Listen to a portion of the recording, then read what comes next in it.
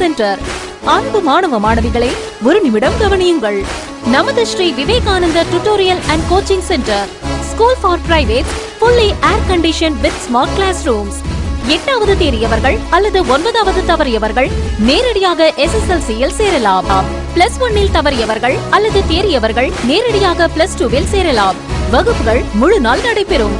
பள்ளிக்கே செல்லாமல் எங்களது முதலியார்பேட்டை ஸ்ரீ விவேகானந்தர் டியூட்டோரியலில் பிரைவேட்டாக 10ஆம் வகுப்பு படித்த ஜே ஷாரன் கிரேஸ் என்ற மாணவி 486 மதிப்பெண் பெற்று புதுவை மற்றும் தமிழகத்தில் மாநிலத்திலேயே முதலிடத்தை பிடித்து சாதனை படைத்துள்ளார். State first.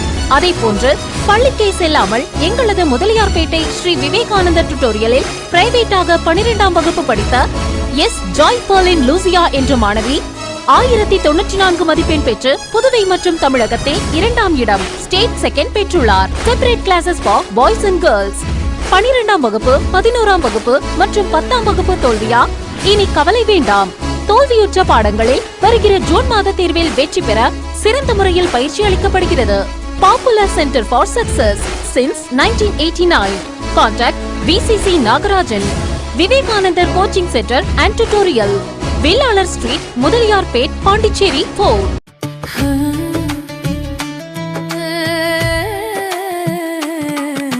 சம்மர் வெயில் காயுது, வேர்வையிலே உடல் நோவுது, கேள்வி ஏதும் கேட்காம ஏசி வாங்கி போடு.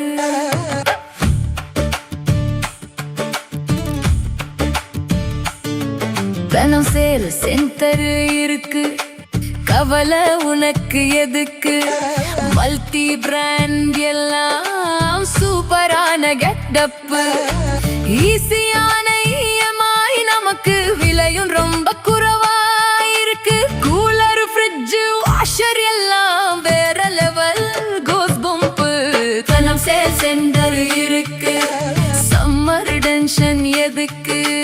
தனம் சேல் சென்டர் இருக்கு, சம்மர் டென்ஷன் எதுக்கு? தனம்ல ஏசி வாங்கி சம்மரை சில் பண்ணுங்க. தனம் சேல் சென்டர், காமராஜ் சாலை, பாண்டிச்சேரி. வணக்கம். இன்றைய முக்கிய செய்திகள். புதுச்சேரி மதுவை தமிழகத்திற்கு எடுத்து செல்ல அனுமதி உள்ளது. கலால் துறை விளக்கம் அளித்துள்ளது. புதுவை கலால் அதிகாரிகள் தெரிவித்துள்ள தகவலில், புதுவையில் தனிநபர் மதுபானங்கள் கொண்டு செல்ல கலால் சட்டம் அனுமதிக்கிறது. இதன்படி தனிநபர் ஒருவர் தன் சொந்த நுகர்வுக்காக இந்தியாவில் தயாரிக்கப்பட்ட வெளிநாட்டு மதுபானங்களை 4.5 லிட்டர் வரை வைத்திருக்கலாம். வெளிநாட்டு இறக்குமதி மதுபானமாக இருந்தாலும் 4.5 லிட்டர் வரை வைத்திருக்கலாம். இது பிராந்தி, விஸ்கி, ஜின், ரம் மது வகைகளுக்கு பொருந்தும். பீர் என்றால் 9 லிட்டர், கல்லுக்கு 1 லிட்டர் தான் நுகர்வுக்காக வைத்திருக்கலாம்.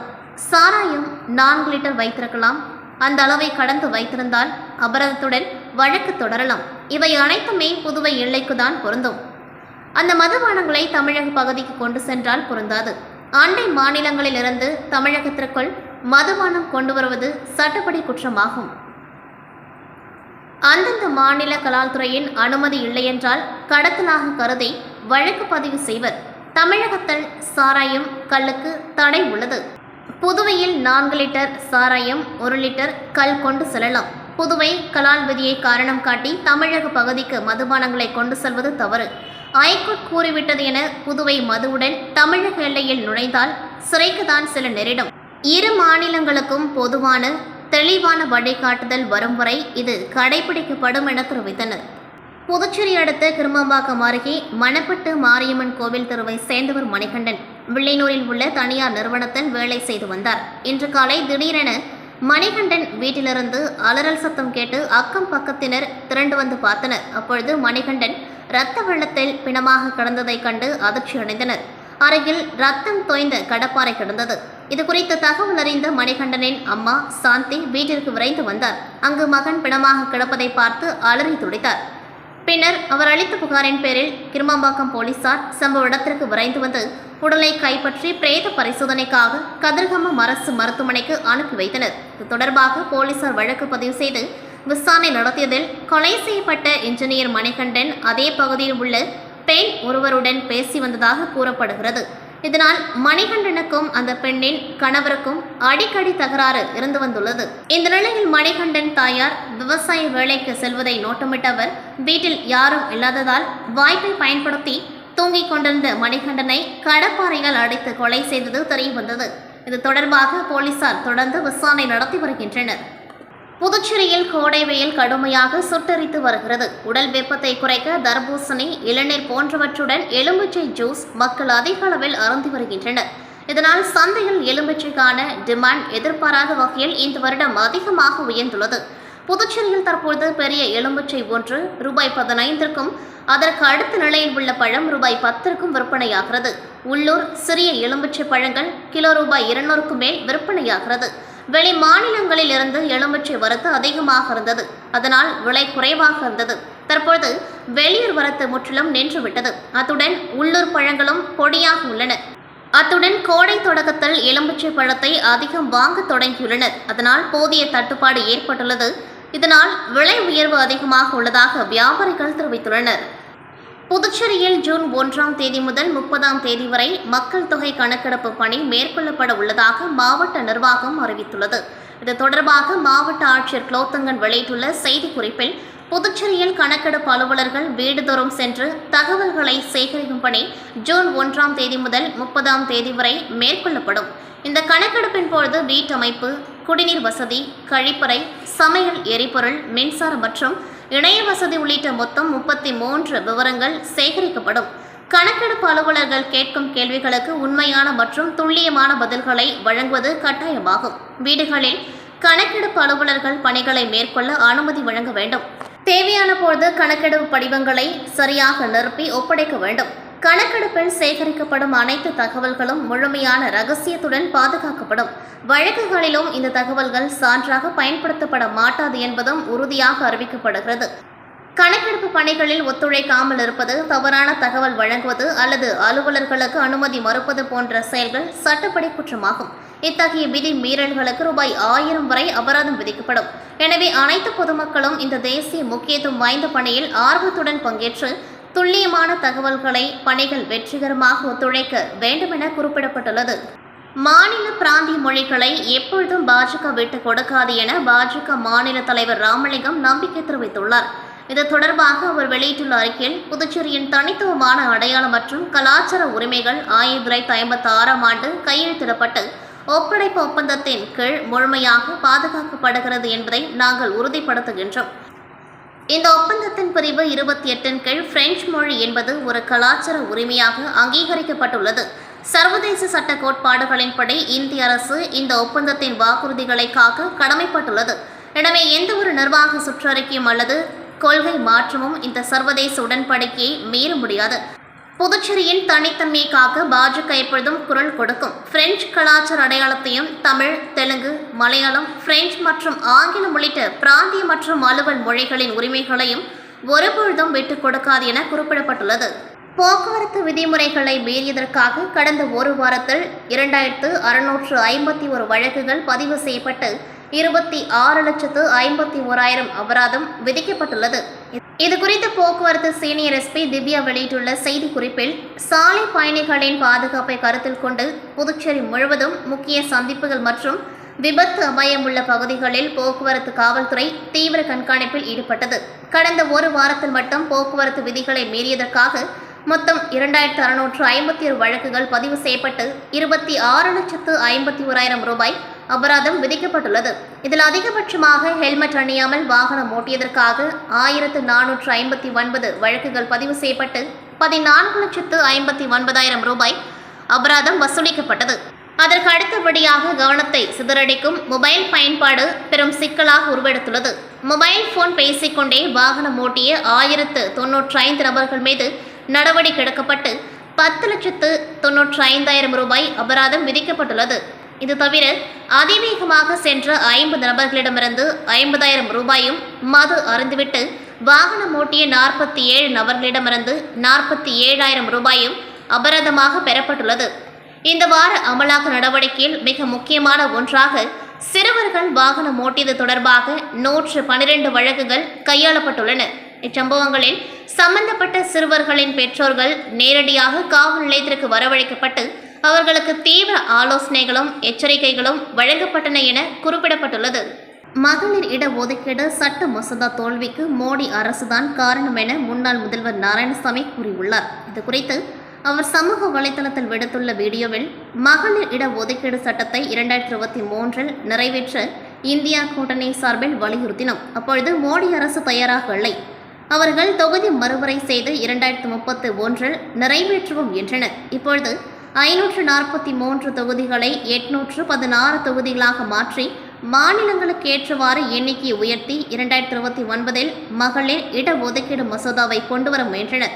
அதனை எதிர்த்த எதிர்க்கட்சிகள் தற்பொழுதுள்ள 543 தொகுதிகளுக்கு மசோதாவை நிறைவேற்ற வலியுறுத்தினர். ஆனால் ஆளும் கட்சி கேட்கவில்லை. மகளிர் இடஒதுக்கீடு மசோதா தோல்விக்கு மோடி அரசுதான் காரணம். ஆனால் பழியை எதிர்க்கட்சிகள் மீது போட முயற்சிக்கின்றனர். 4 மாநில சட்டசபை தேர்தலில் தமிழகத்தில் திமுக தலைமையிலும் புதுச்சேரியில் காங்கிரஸ் தலைமையிலும் இந்தியா கூட்டணி ஆட்சி அமைவது உறுதி. அசாமில் பாஜக படுதோல்வி அடையும். கேரளாவில் காங்கிரஸ் கூட்டணி ஆட்சி அமைக்கும். இந்த தேர்தலில் தாவிக விஜயின் தாக்கம் தமிழகம் மற்றும் புதுச்சேரியிலும் உள்ளது. அது எந்த அளவு ஓட்டுகளை பிரிக்கும் என யாராலும் கணிக்க முடியவில்லை என்றார்.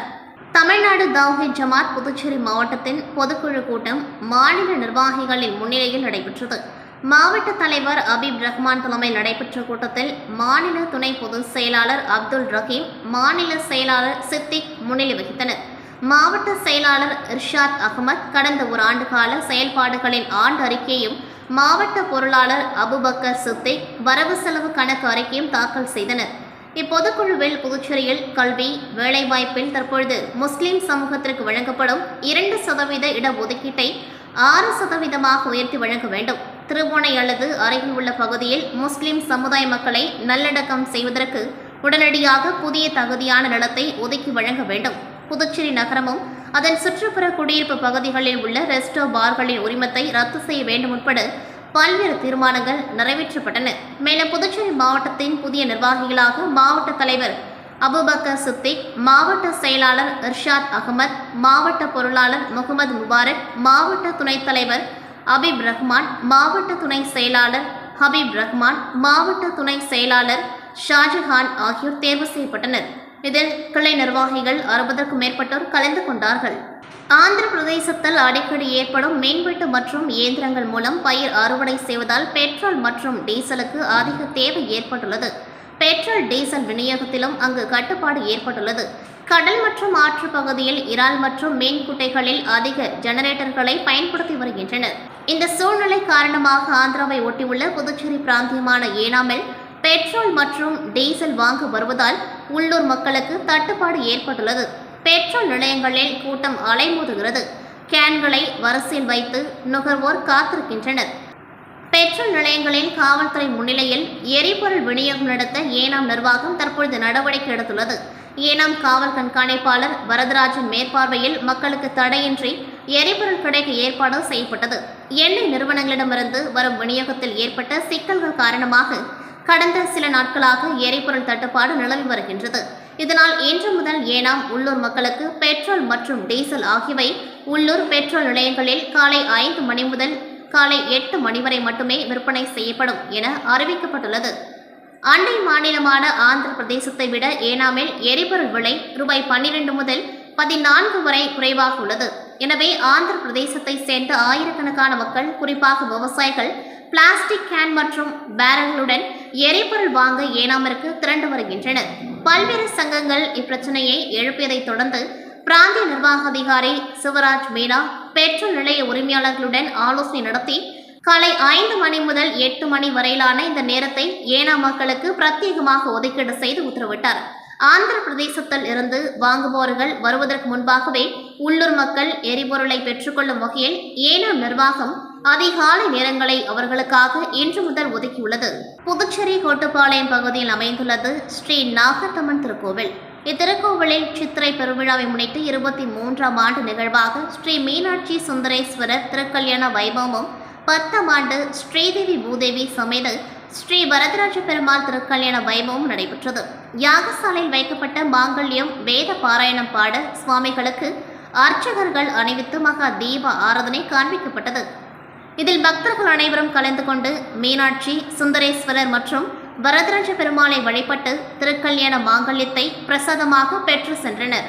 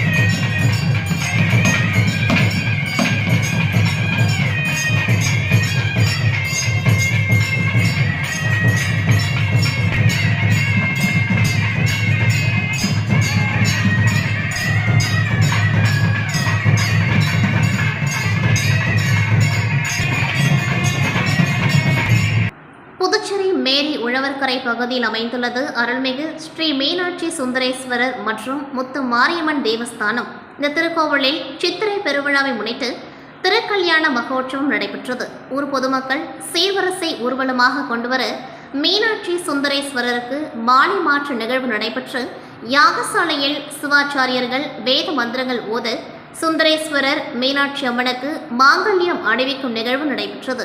தொடர்ந்து பக்தர்கள் அனைவருக்கும் மாங்கல்யம் பிரசாதமாக வழங்கப்பட்டதை அடுத்து பக்தர்கள் வரிசையில் நின்று மீனாட்சி சுந்தரேஸ்வரரை வழிபட்டு சென்றனர்.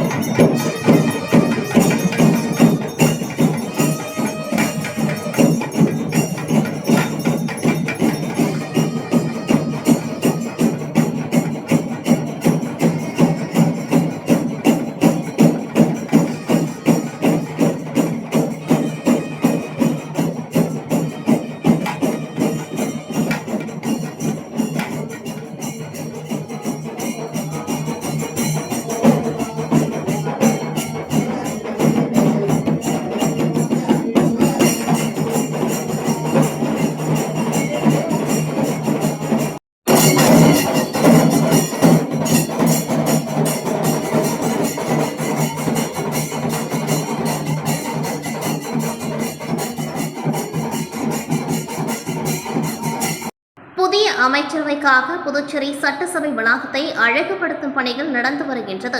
நடந்து முடிந்த சட்டசபை தேர்தலுக்கான ஓட்டு எண்ணிக்கை மே 4ஆம் தேதி நடைபெறுகின்றது.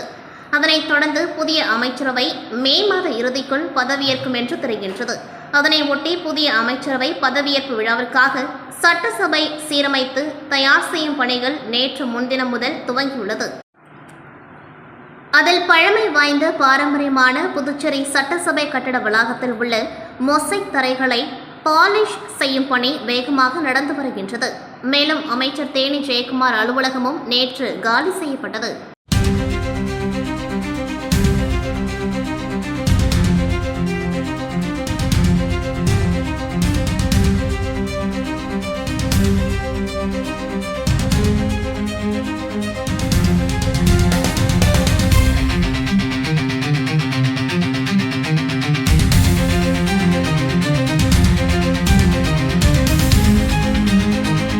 இத்துடன் செய்திகள் நிறைவடைகின்றது. நன்றி, வணக்கம்.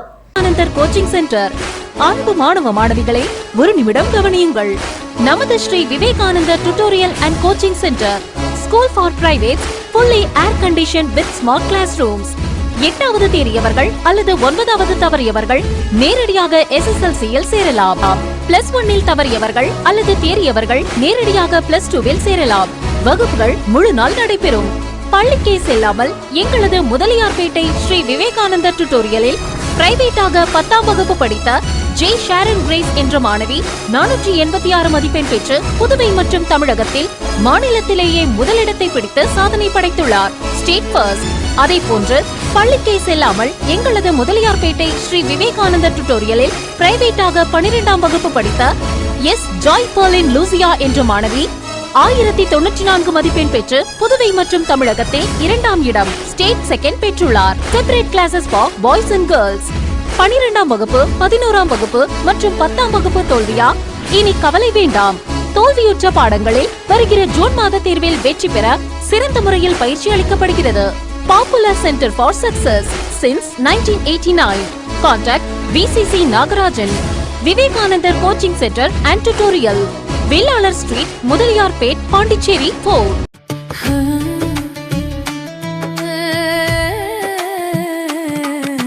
சம்மர் வெயில் காயுது, வேர்வையிலே உடல் நோவுது, கேள்வி ஏதும் கேட்காம ஏசி வாங்கி போடு.